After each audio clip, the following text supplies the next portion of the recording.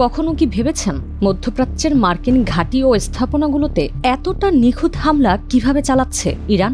এর জবাবে যদি পাল্টা প্রশ্ন করি, ইরানের সর্বোচ্চ নেতা আয়াতুল্লাহ আলী খামেনি সহ শীর্ষ নেতাদের কিভাবে এতটা সহজেই হত্যা করতে পেরেছে যুক্তরাষ্ট্র ও ইসরায়েল? দুটি প্রশ্নের উত্তরই এক, তা হলো গুপ্তচর বৃত্তি, অর্থাৎ নিজেদের লোকই ভেতরের তথ্য অপর পক্ষকে দিয়েছে।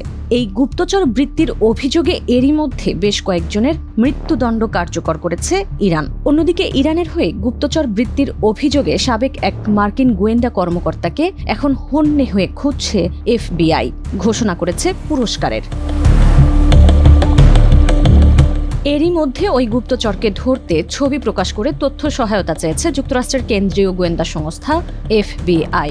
ঘোষণা দিয়েছে সাবেক মার্কিন বিমান বাহিনীর গোয়েন্দা কর্মকর্তা মনিকা উইটের ব্যাপারে কেউ তথ্য দিলে $2 লাখ পুরস্কার দেওয়ার। এ ব্যাপারে এফবিআই এর সাইবার বিভাগের প্রধান ড্যানিয়েল উইয়ার্জবিকি বলেন, ইরানকে ঘিরে বর্তমান উত্তেজনাপূর্ণ পরিস্থিতির মধ্যে এমন কেউ অবশ্যই আছেন যিনি তার অবস্থান সম্পর্কে জানেন।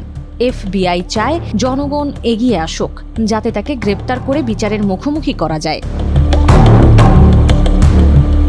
ইরানের হয়ে গুপ্তচর বৃত্তির দায়ে অভিযুক্ত মনিকার ব্যাপারে জানা গেছে, তিনি মার্কিন বিমান বাহিনীর বিশেষ তদন্ত দপ্তর বা এয়ারফোর্স অফিস অব স্পেশাল ইনভেস্টিগেশনে কাউন্টার ইন্টেলিজেন্স কর্মকর্তা হিসেবে কাজ করতেন। 2003 থেকে 2008 সালের মধ্যে মধ্যপ্রাচ্যের বিভিন্ন এলাকায় গোয়েন্দা কর্মকর্তা হিসেবে দায়িত্ব পালন করেছেন। পরবর্তীতে 2013 সালে ইরানে পালিয়ে যান মনিকা এবং এখনও দেশটির হয়ে বিভিন্ন গোপন কর্মকাণ্ডে জড়িত রয়েছেন।